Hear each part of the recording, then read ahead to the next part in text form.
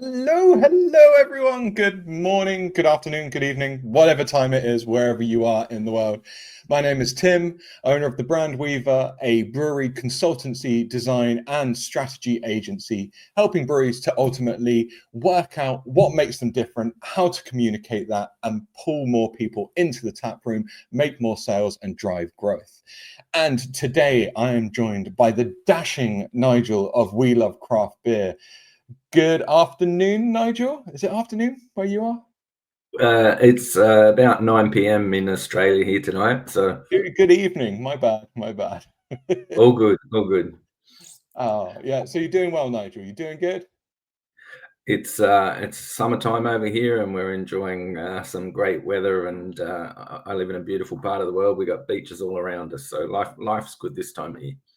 Fantastic stuff. And for those people who don't know and can't tell by the accent, where exactly in the world are you based, sir? I'm about halfway between Sydney and Melbourne on the east coast of Australia. There you go. The Brand Weaver is going global, talking to people all over the world. And I've even got America later on today, if you want to join in with that as well. But that's enough about me. Nigel, today we're going to be chatting about something that I am sure a bucket load of breweries want to do, and that is increase sales, right? January is always a tough month for breweries. We've just been talking offline about how we've got dry January here in the UK, so that makes it even more challenging. And they're just Yep. looking and going, right, we got to make money, we got to make bank. So you have a lot of experience in this area. And that's what I hope we're going to be talking about for a little bit today. Yeah, Um, well, I'd love to share some insights about the digital marketing that we do and how we can help breweries wherever they are drive some online sales. you say breweries wherever we are. We've had the first comment and we've got someone from Mumbai joining us today. So that's Wow. amazing. Thanks for joining us, Amol. So Nigel, give us a little bit of an overview about your background and obviously what inspired you to start We Love Craft Beer. Yeah, well, I've been involved in small businesses for over 30 years. And, if you're running a small business like I've been, you're always doing marketing. So, it's about growing your business. I guess I was really doing marketing before I even knew I was doing marketing in some respects. But about 15 years ago, I decided to make the change and just go into marketing completely. And I started a digital marketing agency. So, in the last 15 years, I've worked with lots of clients across different industries. But, like yourself, have a bit of a passion for beer. And I love working with people in the beer industry, whatever their business is. So, yeah, it's a digital marketing agency, and we like to specialize with working with people in the beer industry. Amazing, bud. So let's dive into it because I'm sure there's loads to unpack.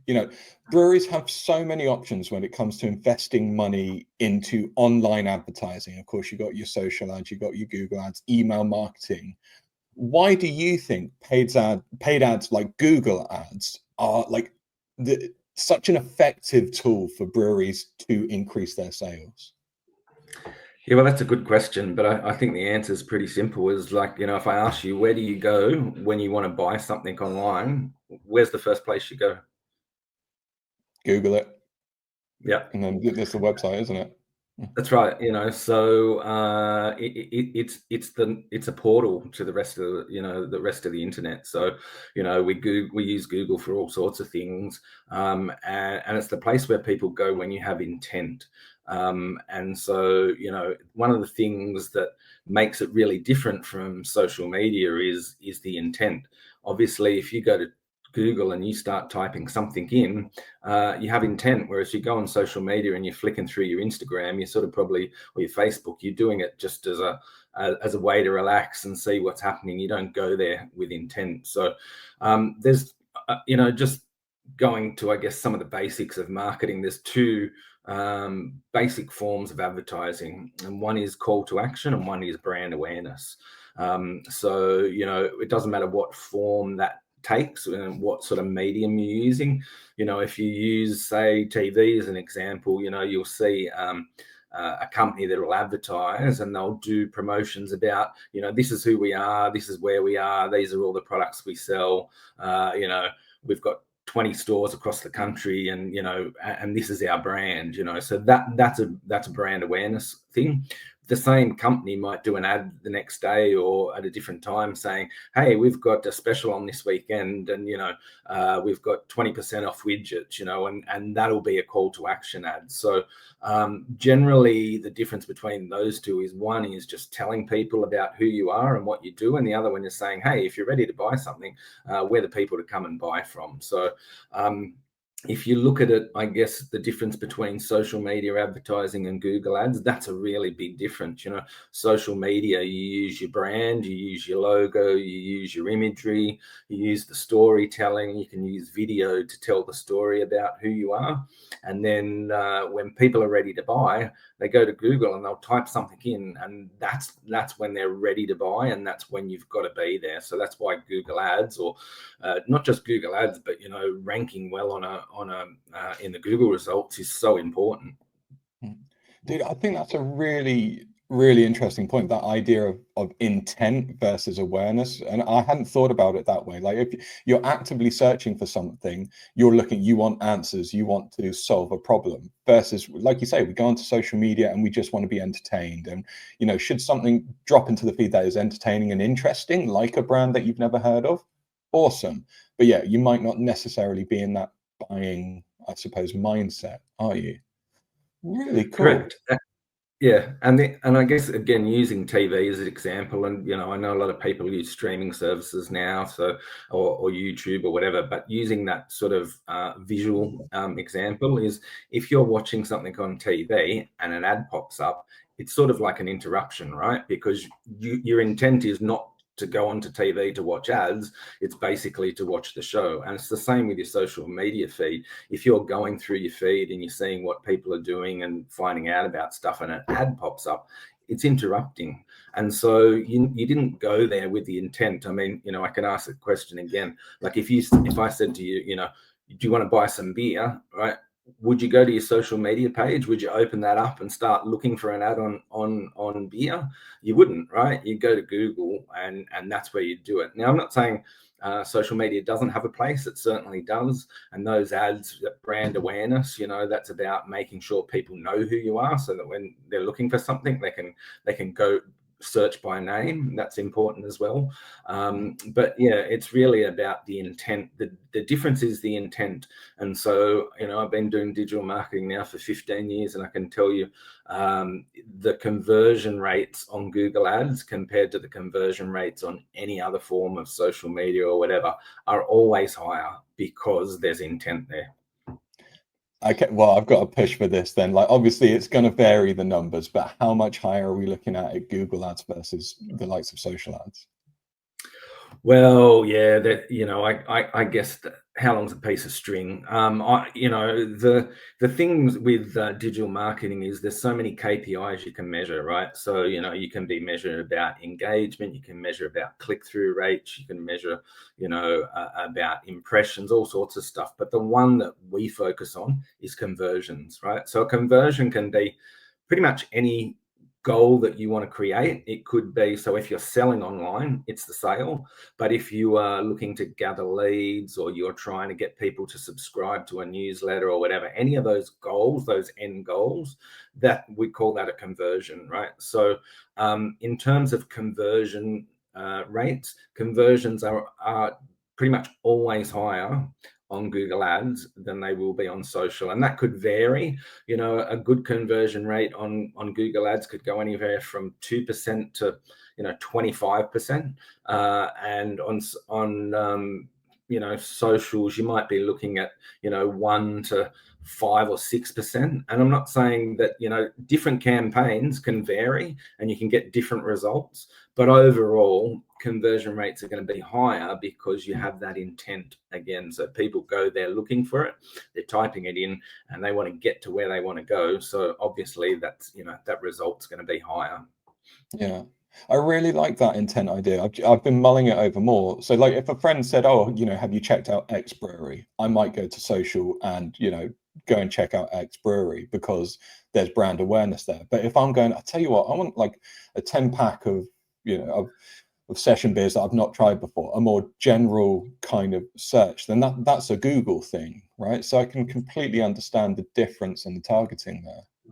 Yeah. Okay. And we're talking about on a known product or brand here, right? So, X Brewery, right? If you X Brewery, you can go into socials, you can check out their social feeds, or you can type that into Google. But there's also the undecided purchaser. So, somebody who just wants to buy a case of lager online, right? And so they go to Google, and they don't know, they haven't decided who they're going to spend their money with. They don't know who it is, but they're going to go buy a case of lager online, or buy a case of lager near me, or buy a case of cheap Pilsner or something like that. And they may not know who they're going to do their business with, but they're looking for results to their search, and the search is about the intent again. So again, you don't sort of wander onto your social media feed and go, oh, I hope an ad comes up for a case of lager, right? Now, the thing is really, like, from a digital marketing perspective, you can really target people very closely. And I always say,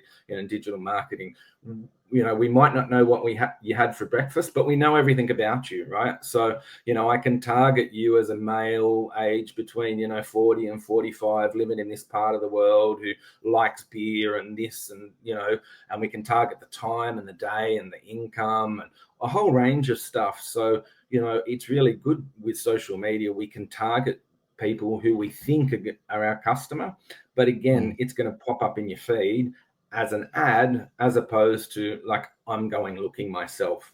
So that's the key difference, and that's why Google Ads are such an effective tool. Okay, so say I'm a brewer and I'm listening, I'm going, right, yeah, so I hear what Nigel's saying. Google Ads makes sense. Better return for the money that I'm putting in, 2 to 25%, that kind of stuff. Where on earth do I start? Because to many people, it is like it's the dark arts, it's black magic. You wouldn't know where to begin in order to, like, you could just be throwing money into a well for a while now. Like, how would you start? Well, yeah, unfortunately, companies like Google are very good at taking money if you want to throw money into a well, and it's a deep well, right? So, you can lose a lot of money very quickly if you don't know what you're doing. And it might sound like a predictable thing to say, but honestly, if you're going to go down this track, I would seriously try and engage an expert or somebody that knows what they're doing in the Google Ads, because just for that reason alone is that you don't want to waste your money. When I say that, like if you put up a budget and you've got 20 or 30 or $50 a day or whatever, Google will spend that money, right? If you give it $50 a day to spend, it'll spend it. Now, it might spend it wisely, or it might spend it poorly, okay? And that's very much dependent on the way the campaigns are set up and the structure and things like that. So either way, it's going to spend your money. It's a matter of whether it's going to spend it well or spend it poorly. And one of the things that Google had sort of tried to set up was this smart campaigns, which was basically like Google Ads for dummies. And you just type in a couple of things and, say brewery and your website and whatever, and it'd do the rest of the work for you. But I can tell you, I've still seen a lot of people set that up, and it's still a real money burner, and you're not going to get the results that you want. And more importantly, if we come back to what I was saying before about conversions, like, one of the great things about digital advertising is we can measure everything. So the thing that you want to be able to measure in your Google Ads is how much did I spend and what result did I get? And the only way you can do that is to make sure that you've got the right sort of tracking information on your website. So it's called conversion tracking. People know it like, through Google Tag Manager and all that sort of stuff. But essentially that's a little bit of code that sits on your website, so that when people click on the ad and then they come through to your website and they make the purchase, it pings that message back to Google Ads and says, okay, this person clicked on this ad, they bought this, the value of what they bought was X, and then now we've got direct correlation between what they spent and what they get in return. And that's a really important thing, because without that, you don't know what's working, right? You could be Yeah. spending heaps of money and not getting results or not knowing what's working for you. So that really key thing in setting this up is making sure you get the conversion tracking working right on your site from the start. And I suppose that setup of conversion tracking, that requires some knowledge around how to add that to a website, where you're placing it. You know, and another reason for having someone who's done this before, right, helping you out. Yeah. Look, it depends on the sites. Every site's different, but if people are using common sites like, say, WordPress or Shopify or things like that, sometimes they're a little bit easier. You can sort of grab the code and go into the back and chuck it in there and cross your fingers and hope that it works. But, it depends on obviously who's doing it and what their level of skill is. Like if you haven't got the level of skill to go into the back end of your website and add code, and you've got to be talking to somebody that knows what they're doing, whether that's your web developer or a marketing person or whatever. But, getting that code working and getting it working right is really important, because, when we talk about, the value and the value proposition and the return on investment, like you can actually track, your ads and your campaigns down, and you can set like a return on ad spend. So your ROIS, you can say, okay, I want to spend $50 a month, a day, but I want to get a 5 times ROIS. So basically I have to get $250 worth of sales, for that campaign to work for me. And so knowing those conversion rates, knowing what you're getting, you can actually then manufacture your campaign to get the results that you're looking for. Well, I can't imagine there's any brewer out there who wouldn't go, yeah, I'll spend $50 a day if I'm getting $250 back. Like it's a no-brainer, right? But that can't be that simple. Like you say, if you're going to do that, it's going to be hard to do it off the back, off your own. So if they brought an expert in, someone who's done it before, such as yourself, it's not, how does that work from a partnership side of things, from pricing? Do you guys go, there's an overall fee, or you take a bit of the profit? Like, what extra money are they looking to put in beyond their $50 a day? It depends very much on the agency that you work with. They have different models. Like for us, we just charge a flat fee. Okay, so we charge a flat fee, like a retainer, every month to optimize and manage your campaigns and your Google ads. And therefore, you can make $1,000 a month, you can make $10,000 a month. Our fee stays the same. Sometimes agency will charge you like a retainer and a percentage, and sometimes they work only on percentage. But for us, we just work on a flat fee. But essentially, you've got to factor that in, and that part of it is, I guess, that's your campaign management, and that's your investment into the results that you want to get. So they're two different things. There's your ad spend, and then there's, I guess, the ad management part of it as well. So, okay, so I'm trying to piece this together and go, right, I want to invest in Google Ads. I want to spend $50, £50 a day, but yeah, what's the maximum realistic return, if done right, you could expect from that? Because you could say, oh, I want to set a target of $5,000 for my $50, but that doesn't feel like it's possible. Like, what's the upper echelon that you're aiming? Just because you can pick a number doesn't mean you achieve it, right? Right. But what what you do is basically, normally you would set up your campaigns, you run them for a while, you optimize them, you change it, you see what's working and what's not. That's the great thing with your conversion optimization. What you're doing is basically going, okay, our best selling product is X. We sell more of it to people on Thursday and Friday evenings because that's when they're online. We sell more to males. We sell more to this demographic. We sell more to this. So what you're doing is you're looking, okay, where are we getting the best results?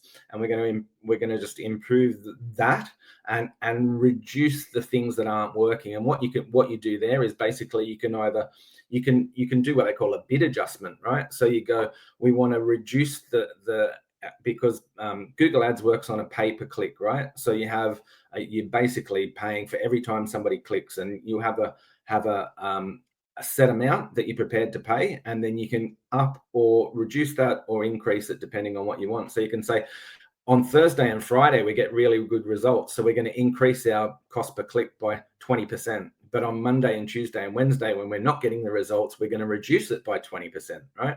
So effectively what you're doing, it's the same budget of $50 a day, but you're increasing the things that are working for you and you're decreasing the ones that aren't. And by doing that, what you're able to do is you've been able to manipulate the result, right? So before, when we were running it 5 days a week and Monday, Tuesday, Wednesday, we weren't getting any sales, our conversion rate or our return on investment was, let's say our conversion rate was 5%, right? But if we squeeze it down into 3 days instead of 5, our conversion rate goes up to 10%, right?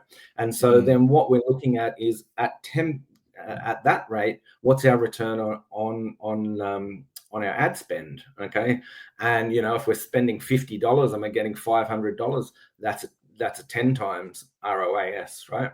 So you can then use your budget. And the thing with ROAS is basically you can increase your budget, but still try and keep that ROAS as it is. So you can't just pick a number and go, I want to get 1,000. What you do is you look at what sort of results you're getting, and then you tweak it to get the best result you can. And then you can use your ROAS as trying to get, we want to increase our ad spend, we want to decrease our ad spend, but we want to try and get that ROAS the best way we can. So yeah, I'm disappointed I can't just pick a number and it's going to happen, but I get it. I understand, man. It's fine. So yeah. you're saying about kind of like the review process, and you look at the analytics, which is really, really important. You've got to look at the data. Like realistically, what have you seen as the average time frame that campaigns need to run before you start to go, yeah, this is really where we're starting to tweak it. This is really working for us. It does depend a little bit vary a little bit from campaign to campaign, but I would normally say to people like about 1 to 3 months is a good time to expect. Like, you can get a sale on day one, right? You can turn on your Google ad and you can get a sale within, 10 minutes of turning it on, and you might get half a dozen sales or a dozen sales depending on how much you're spending. Of course, if you're spending $10 a day and it's $2 a click, right, you're only getting 5 people to your website. If you got $50 a day and it's $2 a click, you're getting 25 people to your website, and with a 10% conversion rate, that's 2 or 3. So it does depend on the campaign and the budget, but yeah, generally I would say it takes about a month to really settle in, because Google uses algorithms and it's constantly refining and going, we're going to show this ad to this guy, but we didn't get a result. So tomorrow we'll show the ad to a different guy or at a different time and see if we get a better result there. And so a month will sort of bed it in. And after 2 or 3 months, you'll start to see patterns occurring. You'll go, okay, after 3 months, we can see clearly that our most productive or our most highest conversions are on the weekends or at Friday at 5 o'clock or whatever, right? Because if you see that happen once, it's not really a pattern. If you see it happen, consistently over 2 or 3 months, it's a pattern, right? And then you can start to tweak things to make that work. So yeah, it does vary. And like I said, you can get results, and hopefully you get results from day one. But it might take, 1, 2, maybe 3 months to really bed it in. And then once you've got that working, I say it, it can be like a tap, right? We want more sales, so we increase our budget. We've run out of stock, so we decrease our budget. I had a guy who was does pest control over here, and he's a one-man operation, right? And so he can only take so many jobs a week, and so we run his ads from Monday to Wednesday, right? And he'll get his enough bookings from Monday to Wednesday to be able to fill up the rest of the week. But then when he goes on holidays, we just turn it off, right? So, once you get that working, you can turn it up and you turn it down, depending on what other things are happening at that time of the year for you. It might be seasonal, obviously. If it's a quiet time, you want to increase your sales, you might turn up your budget. If you're busy and you're low on stock, turn it down and let it sort of, save yourself some money when it's not. Okay. So if we say you're one of the unfortunate ones, and it's longer than 3 months to get you up to the point where you're like, okay, this is cool. I can see what we're doing. We're getting some good returns here. And brewers are going, God, it's 3 months to invest money, to get there. Like, how can breweries make the most out of a limited budget? Like what's a good amount and a realistic amount that they need to be thinking about investing to start to see something come back to them? Yeah, again, it varies from brewery to brewery. Look, it depends a little bit on what you're going for too, because the cost per click will vary depending on what your key phrases are, right? So if you want to go, if something's really competitive, it's like buy beer online, right? If you want to rank for that, there's going to be a whole lot of other people that want to rank for that, and they're prepared to pay probably more than you are. So your big liquor chains and stuff like that, they're prepared to pay $5 or $10 a click, right? Whereas a little Mhm. brewery is going to go, well, I can't afford to do that. I'm prepared to pay $2 or $3 a click, right? Whereas if you're going to go for, let's say you specialize in European lagers or Belgian beers or something like that, and you want to go for buy Belgian beers online, like that might be less competitive, right? So you might only have to spend $2 or $3 a click, and there might not be anybody else above you at $2 or $3 a click. You might be at the top of the list as opposed to second or third on the list too. So I mean, the thing about Google Ads though is you only pay for a click, right? So you can have a budget of $50 a day, and if you only get 3 clicks, right, and they're $2 a click, then you only spend $6, right? You Mm. don't spend $50 a day just because it's there. So unless you use the smart campaigns that Google set up, and then they'll spend your money regardless, right? That does it but all. if you set them up right, and tight, which means you don't want to, so give you an example is if somebody types in what is an IPA, right? They're not ready to buy. They want to educate themselves. They want to find out what the difference is. They're looking for information. They're not looking to make a purchase, right? But Mm. sometimes when people are adding key phrases and keywords that they want to have in their Google Ads appear, they'll add something like that, and it's not a high conversion, right? Because that person is not ready to buy. But if they type in buy a 6-pack of IPA, right, that's a key phrase that you want to have, and that's one that's going to have a high conversion rate. So um, even from a marketing point of view, I don't even suggest that I know all the right answers, right? We look at Google, you can put in something, you can add your website, you can talk about the products and whatever you've got, and it'll give you a list of keywords or key phrases that you could potentially use. Mm. Again, somebody inexperienced will go, oh yeah, I want to rank for that, and I want to rank for that, and I'll bid for that, and I'll bid for that, and I'll bid for that. But realistically, not all of those key phrases are going to get the same results. So it's about trying to, use the key phrases that are going to get you the best result and the best conversion and the best return on your investment.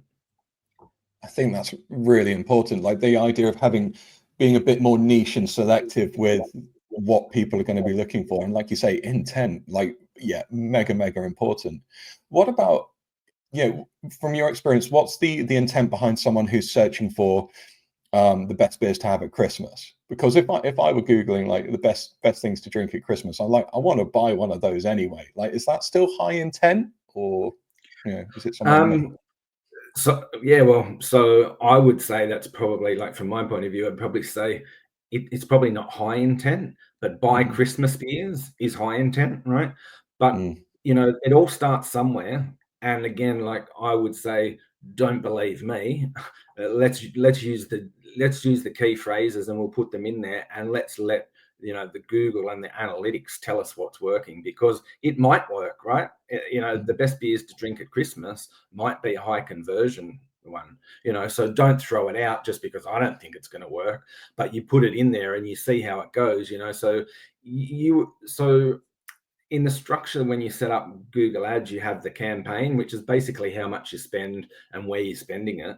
Then you have Mm. an ad group, and an ad group can sort of, I guess, group together different themes. So you might have one which is on IPAs, you might have one which is on lagers, you might have one which is 6-packs, you might have one on cases of beer. And then within each of those ad group, you have your keywords and your ads as well. So, if you want to set up an ad group that's going to be running around Christmas, you might have 10 different keywords in there or key phrases and 2 or 3 different ads, and you would run those ads you know, for a month or so leading up to Christmas, and then you would be seeing what's working and what's not. And then next year, that's one of the things with short campaigns, is sometimes it's pretty hard to get a handle on it. But again, I've got a client who, you know, we run ads all year round for him. He sells golf gloves, right? But every year we do a campaign around golf gifts. So people who are just, they don't really know what they're looking for. They just want to buy a gift for somebody who's a golfer, right? And so we've now run this campaign, you know, we run it for 2 months in the lead up to Christmas, and then we turn it off. And then next year we turn it back on again. But now we've got 5 or 6 years worth of data where we can look back and go, okay, what works and what doesn't. But the first year, it wasn't very successful. Second year, it was a little bit better. And 5 or 6 years now, it's like turn it on and we get it working for us, because it's only running for 2 months a year. Yeah. So that's the long game there, though. That is, you're investing and waiting for that to pay off. Okay. Yeah, So and seasonality is a big thing too. So, you know, like Father's Day, Valentine's Day, Mother's Day, all those sort of things that are another reason to purchase. Black Friday, you know, all these sort of things, you know, you can run a campaign for a period on that. But then what you want to do is you want to back that up with your sort of base level. So, you know, we've got our ads running all year round like this, and then at one point in time, you know, we're going to run another campaign for a short period, and with a real specific purpose. so you talking about the keywords and things to search for, like, is that easy for any brewery to find out what are the best ones for them? Is it relatively easy? You go to a website, insert your URL, it gives you a list, or how do they go about that? Yeah, so within Google Ads, so there's quite a lot of tools in there, and there's one called a keyword planner. And so with that, you can basically go in and you can go, here's my website, here's the products that I sell, you know, and give me a list of keywords or key phrases that you think are relevant. And so it'll give you a list, and then not only will it give you a list, it'll tell you how many searches are done for that particular key. So buy beer online, right? That's a really common one, and it's going to be up the top. And let's say there's 1,000 searches a month or 2,000 searches a month, but it'll also tell you how competitive that is as well, right? So it'll say, you know, for that key phrase, you might be paying $5 or $6 per click, right? Whereas something else down the bottom of the list, you know, buy a 6-pack of IPAs, it'll say, well, that's only going to appear 200 times a month, so it's a lot less, you know, it's searched a lot less, but it's also less competitive. So you might only pay, you know, $1.50 a month, or £2 a month, or whatever it is, right? So then you look through that list and you can go, yep, I want to try that one, I want to try that one, I want to try that one, I don't want to try that one. Stay away from things like, you know, like I said before, what's the best, you know, like that's I'm still haven't really made my mind up, or, you know, compare or things like that, because at that point the intent's not so high. Anything with buy in there, you know, that's a high intent thing, but obviously it's more competitive as well. Is there like a sweet spot that you found? Because obviously you don't, as a brewer, you don't want to be forking out £6 to £10 or dollars on a click, because crikey, that might be, you know, your profit right down the drain for that sale. But, you know, can you get results if you're looking at the $1 to $2 a click area? Is that a good Well, return for you? absolutely, and so, you know, whilst I'm sort of making the point of the difference is, overall what you're doing is you've still got the same budget, right? So you've still got $50 a day or £20 a day or whatever it is. So whether this one goes at six quid or £2 or £1 doesn't really matter at the end of the day, as long as overall you're getting the results. So you 50, you know, you spend your £50 and you're getting 250 back, then you don't really have to worry about which one, you know, whether it's 2 or 3 or 5, right? You just want to make sure overall you're getting the result. So yes, you can get results on, you know, $1 clicks. I get results, you know, and also depends on the profit margin and the products, right? So the guy that sells golf gloves, you know, they're only $25 a glove, right? And he's only making like, you know, $8 or $9 a glove. So we can't afford to spend $6 a click, right? We can get his clicks right down to maybe, you know, $1.50 or something like that. So he's not giving away a high margin. But if you're selling, you know, a case of beer and you're making £20 or £30 or something like that, you can afford to, you know, pay $5 or £5 quid to get the $30 profit, right? So Yeah. it is definitely about, you know, I guess, like I said, finding the sweet spot. How much am I prepared to pay? What's my return on investment? And those things are all measurable, right? So every part of that is measurable, down to the keyword, the time of day, the demographic, the geographic, you know, all that sort of stuff. It's all measurable. Yeah, the data says it all, it has it all, right? So I Yep. feel like we touched on this a little bit, but like what are the top, you know, few things that you'd say, like the big mistakes that you've seen breweries make when it comes to their paid advertising? Like what are the things that they should just avoid at all costs beyond just throwing their money down a black hole? Yeah, look, I guess again, it's about remembering the difference between call to action and branding and awareness. And giving an example again, so we had a client that we used to work with, and they do brewery tours in Sydney, right? And that's a big market, right? And they were a major player, and we could run ads there all the time and get results.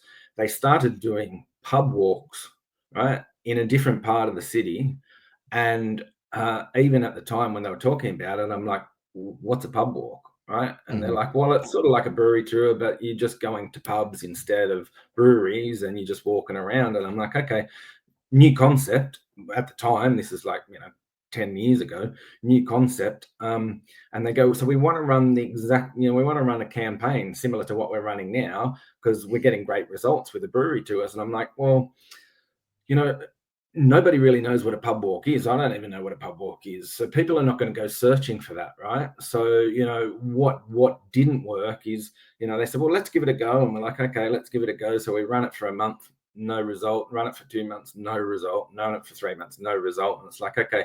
So sometimes if people don't know what they're looking for, a Google ad's not the right thing to do, right? Because they don't know it exists. So what we went back and did is we did that whole branding and awareness thing, right? So it's Hmm. like, let's run some Facebook and some Insta ads, and let's go, this is a new product. Here's some pretty pictures. Here's what we're doing. This is where we're going to be going, telling the story about, you know, who we are and what we do, right? And we ran that for 2 or 3 months. And then it was like, oh, people are looking at that going, oh, that's really cool. I want to find out more about that. Now, when you go back and run the Google ads after that, we started getting results because people knew what a pub walk was, and they start typing in pub walk and they would come up, right? So I guess the thing about what works for some things doesn't always work for something else. And it's not just a matter of a copy and paste. You really have to make sure that, you know, you're looking at it from a consumer point of view. You know, what are they looking for? Let's use the language that they use. Let's use the key phrases that they use. And the other thing too is you can run some fantastic ads and, you know, do everything right. If your website's shit, right, you're not going to get a great result, right? So, you know, one of the really important things is make sure that your website's up to scratch, that the pages load quickly. We talked about this before when we talked about SEO and stuff like that, that it's easy to click on things, that, you know, to get to the shopping cart doesn't take 5 or 6 clicks, because otherwise basically you're throwing money away and you're not getting the results, right? So your website's got to be working as well. Yeah, so I suppose that's very much the you can lead a horse to water, but you can't make it drink. Like the website is the drinking point. Like there's still a job to be done after the click that you've paid for, which is like, okay, here's the website. Now you're on your own. Yep, that's right. Yeah. So once the money's paid and Google's clicked and they've gone through, like, you know, it's up to the customer to make the decision now. So, you know, Mm. mate, have you got your shipping set right? You know, are you offering a good product at a reasonable price? All that sort of stuff, like that needs to work as well. Again, using another example of this guy who sort of said to me, goes, yeah, I've seen you getting really good results with other accommodation providers, and I want you to do some Google ads for me. And I'm like, sure. You know, have a look at his site, and he's got a 4.5-star luxury resort, and the website's been built by like a 16-year-old kid, right? And it's like, you know, that, you know, there's nothing on this site that would really scream 4.5 stars. There's nothing on this site. It was like all over the place. The colors were bad, the pictures were bad, you know, and, you know, as you can expect, threw a lot of money at it. got very little results, blamed Google Ads, blamed me for saying, it doesn't work. I'm like, dude, mate, your website sucks, and I told you that before we started. So, you can lead the horse to water, but can't make it drink is exactly that. Make sure your site's really effective as well. Okay, I think we could chat for hours on the website thing alone, but we have done previously on another chat. So if anyone does want the link to that, just let us know in the comments or fire me a DM and I'll get you a link to that. Okay, Yep. So things to avoid. General, trying to promote something that people don't know. Really, really popular keywords that probably cost you far too much money unless you've got the budget to put behind it. Making sure either you know if you're looking for an intent of purchase or if you're raising awareness, because there's two very different things there as well.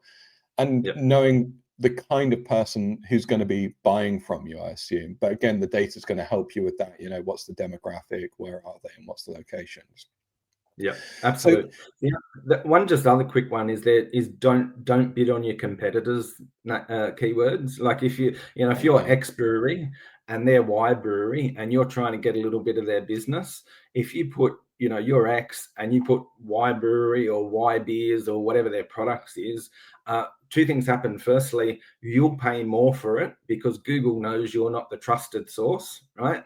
Because Y brewery, if you bid for your own name, you'll pay lower than everybody else. And what I mean there is, like, even if you're on really competitive things, so if you're the name of say you've got some accommodation, Blackpool Apartments, right? If you bid on that, you will pay less than Booking.com, Trivago, every other person. You will pay less because Google knows you're the trusted site, right? So the same with the brewery. So if it's good to bid on your name, but don't bid on anybody else's, because you will get charged more. And of course, when they click on that ad and they go through and they find out that you're not what that is, they're not going to buy. So you've paid more for a click and you get no result. So don't ever waste your money trying to bid on somebody else's name or tools. From my perspective, I always think it's a little bit icky when you see that. Like if you're directly looking for someone and you're like, oh, so-and-so's come up and said, you're like, I know what you're doing. And it just feels dirty at the end of the day. Okay, so let's come back. So they've avoided the pitfalls, they put a little bit of money in. You're saying about like you can measure the success and what's working. But like, just remind us, how would a brewer do that? Would they go, what's the process? What's the system? So your Google Ads it's an analytics tool as well as a tool to create your ads and your campaigns. So you set it up, you manage it, and you can also see all the results. So you can see time of day, demographic, geographic, by there's some really cool what they call audience. So an audience is basically like a group of people that have similar intent, right? So you can have people, like, you can go through and select your audience and say, I want people who are interested in craft beer, but you could also go, I want people who are interested in purchasing alcohol online, right? Now they're two different things. So the audience who's interested in craft beer, not necessarily ready to buy, right? That's interest, but not necessarily intent. And so you have what they call an in-market audience. And an in-market audience is somebody who Google has identified as they're in the market to purchase a particular product or service. So when you're going through and setting this all up, you want to make sure you're selecting the right type of audience as well. And the interesting thing is a lot of these audiences cross over, right? So if you're interested in beer, you're probably interested in food, right? As in, if you're a craft beer lover, you're probably a foodie as well, and you're probably into cooking shows, and you might be into sports, and there might be a whole range of stuff, and you're thinking, okay, do I tick that one or do I not tick that one? And there are some options for you when you're setting things like this up. You can tick the boxes, and then after a while you're looking at it and going, again, which of these audiences is really getting the best result for me? So honestly, you can all day, you can look at the data. The data doesn't lie. Getting enough data is important. So again, first month, you see, 2 or 3 conversions on a Saturday doesn't necessarily mean that it's always going to be your best converting day. Over 2 or 3 months, what you might find is, you had a spike in sales on one particular Saturday, but then Friday is normally your best. So you're looking at the data, you're going back. We call it optimizing. So every time you're going back and ticking a button, tweaking that a little bit and increasing the bid on that one and decreasing the bid on that one, just to make sure you're getting those good results. And then, of course, every now and then Google changes the rules and the game, and they throw something else in, and you go, whoa, what's going to happen now? And you've got to go back in and check it out. And that's why, again, I guess, using an experienced Google Ads person will help. But in terms of analytics too, what you want to make sure is you connect your Google Ads to your Google Analytics account. And you can also connect that to your Google Merchant Center account and your Google Search Console. So basically, all that data is being tracked across everything. So you can see, like if people are clicking on something and it goes to a page which is not found, like a 404, for some reason you set it up, and that page, like you do a limited release, right? For instance, that's a pretty classic example. We've got a limited release on this, special stout or something, and we're going to do it for 3 months. And, you set up these ad campaigns and click on it and whatever. You forget to go back and turn that off, right? So people are still clicking on that ad and they're going to the website and it's going to a page which is not there anymore. So you're paying for the ad, plus you're pissing off the customer because they're going to a page which is not there, and then they're going to go away, and you got no result and you paid for it as well. So making sure that that analytics is tracked, not just in Google in the ads, because the ads are saying how much did I click, how much did I pay, who clicked, where they went to, all that sort of stuff. But then the other side of that is what happens when they get to the website. Yeah. And Google Ads doesn't measure that, but your Google Analytics does. So you then you can connect those two and make sure it's all working together. So you're bouncing around a few places, but you can, if you've got the knowledge, piece it together. So here's what I'm thinking, right? If, a brewer doesn't feel like they've got the money to invest in an expert to do it, realistically, how much time a week should they be investing into going into these dashboards, clicking, tweaking, and adjusting to get the best results? Like, can they do it with 10 minutes a day, or is it, a proper sit down sesh each day? Yeah, well, actually, we would. So the way we normally do it over space of a month is we would check in on the campaign once a week, right? So we'll check in and have a look at it and see what's working and what's not. Now there can be a case. So the way the algorithms work, if you can make a major change to something, then the algorithm sort of starts again, right? So it'll start learning again and so you don't want to make major changes regularly, because then there's no consistency. So what we generally do is we would go like check in on week 1, see what's happening, make a small tweak, something like that, check in on week 2. And we're talking like, it may only be half an hour, it could be 40 minutes, it might be an hour or something like that, just going around checking seeing what's working, what's not, making a small tweak. And at the end of the month, we'll go back and look at, okay, this 30 days, and you can compare any period, whether it's 7 days or 30 days or 120 days. We compare this 30 days to the previous 30 days, and we'll have a look and see at the end of each month what's working and what's not. We can see, sales have dropped here, or we've seen an increase here, or this one's got a better conversion rate than that. And then at that point, we might make something a bit bigger than a small change. We might make a bid adjustment, or we might change an ad or something like that. But we wouldn't do that every week, because if you're doing it every week, it just keeps resetting the algorithm and you don't get the consistency. So, I mean, bottom line, it might only take you, 3 or 4 hours a month or something like that, but you don't sit down and do it all in one go. You just keep checking back. And sometimes the best thing that I can do is do nothing, right? Because I'll look at a campaign and go, man, we absolutely smashed it. We made some changes last month, and those changes have seen some really good results this month. So rather than just change something for the hell of it, I'll go, okay, let's sit and watch it, see what happens for the next, we'll still check in each week, and we'll check in and see what happens in 2 weeks' time. And if it's still going good, man, let's just, if we're still seeing increases and things are working, if it ain't broke, don't fix it, right? So And I assume that's the point where you double down, and if you can afford to put more money into it, that's where you know you're onto a winner, right? That's when you invest even more so. Exactly. When you're getting those good results and you're starting to see, the results, the ROAS that you want, the ROI that you want, then you go, okay, this is really working well. We're getting some great results. Now, why don't we increase the budget and let's see if that works. And if we increase it by 5% or 10%, are we going to get a 5 or 10% improvement at the other end as well, right?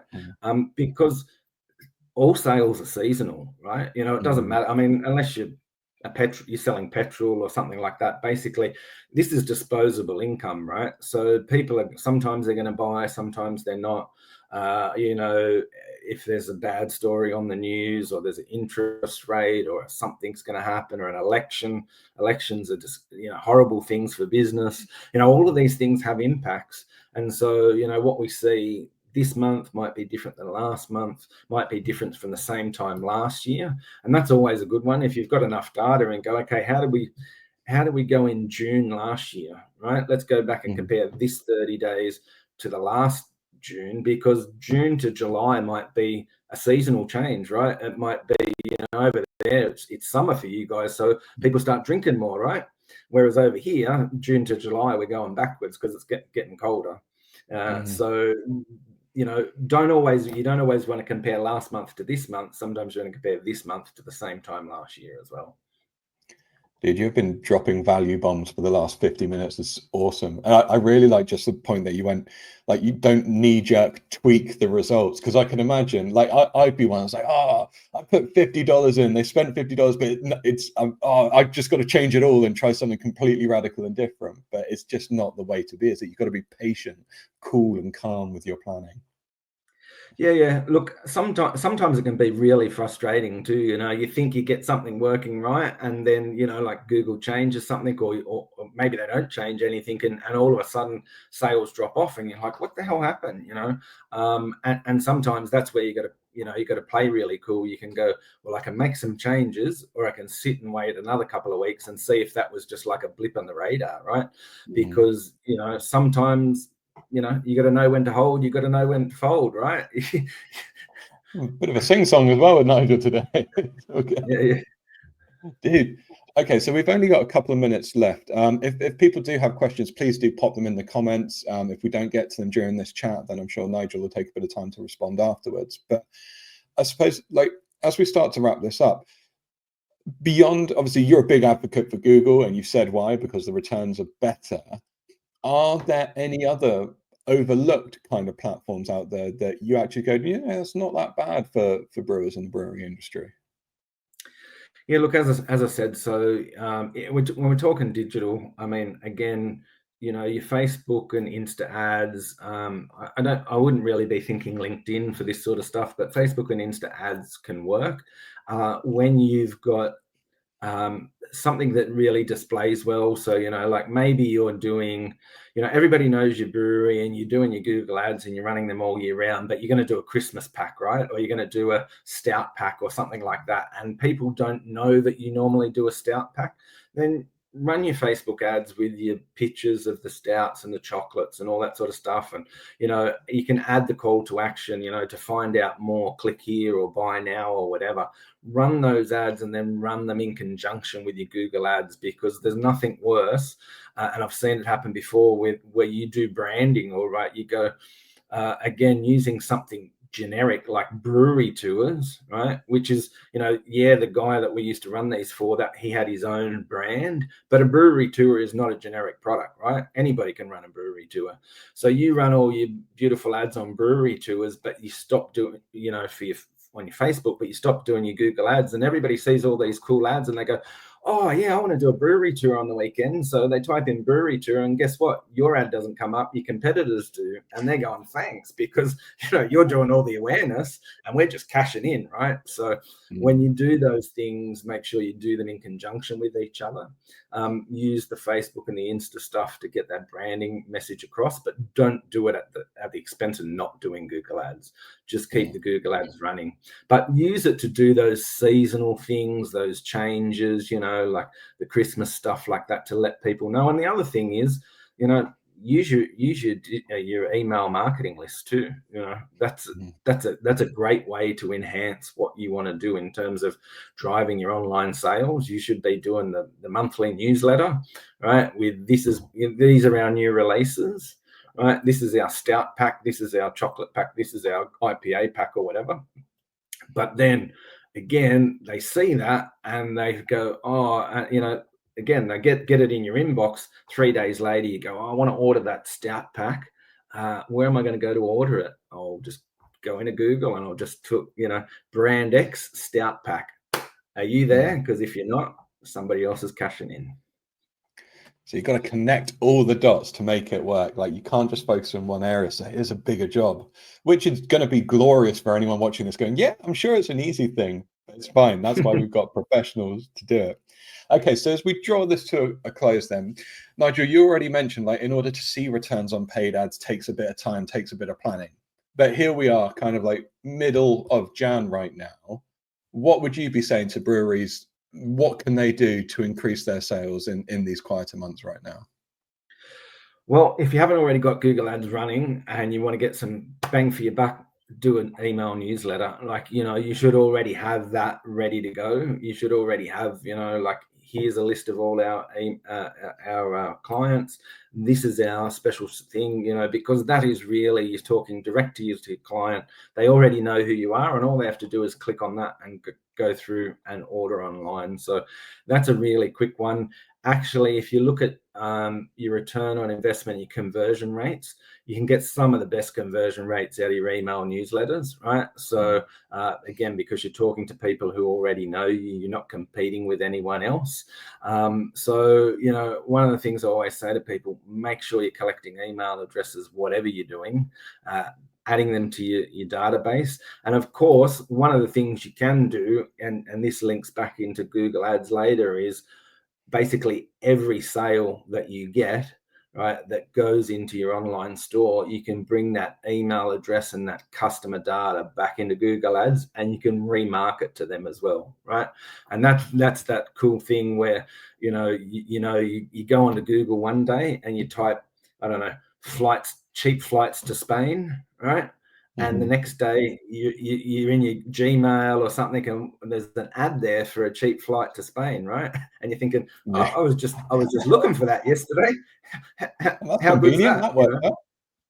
Yeah. I think the So thing it's about the same. Yeah. Sorry.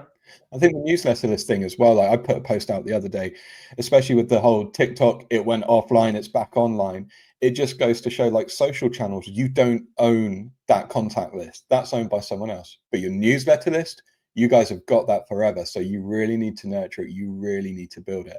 And we could talk again for hours about newsletter building and website building, but we've only got an hour. So we're going to have to bring this to a close, Mr. Nigel, and we'll bring you back for another chat. But dude, like, any closing, final comments that you want to share with the audience? And after that, dude, where can people find you? Where can people talk to you more and understand a little bit more about what you're doing if they think they need your help? Yeah, well, look, I think the bottom line is, like, if you want to drive online sales, Google Ads is like, I've been doing this for 15 years. I offer a whole range of services. We do email newsletters, we do social, we do imagery, we do content writing, we do blogs, we do a whole range of stuff. And I can tell you, when people come to me and they go, I want to get a result, what's the best way to spend my money? If they've got a product that they can sell online, or if they've got a product that they can get a conversion, like, they want to get subscribers or they want to get leads or whatever it is. If it's a measurable thing, I'll always say Google Ads is the way to go. So, the results speak for themselves over a long period of time. It doesn't matter what industry, Google Ads are going to get the results. So, if you're not doing Google Ads and you want to drive sales, get into it. If you've got anybody locally that can do it, reach out. go through some of the groups and Facebook groups, talk to marketing people around. If they want to reach out to me, happy to work with clients internationally. Apart from the time zone thing, it's not a problem. We do it all the time. But yeah, so We Love Craft Beer is the name of my agency, and you can go to the website. It's just We Love Craft Beer, or any of the socials. You can hit us up on that as well. So Nigel, my friend, thank you so much for a value-packed hour, dude.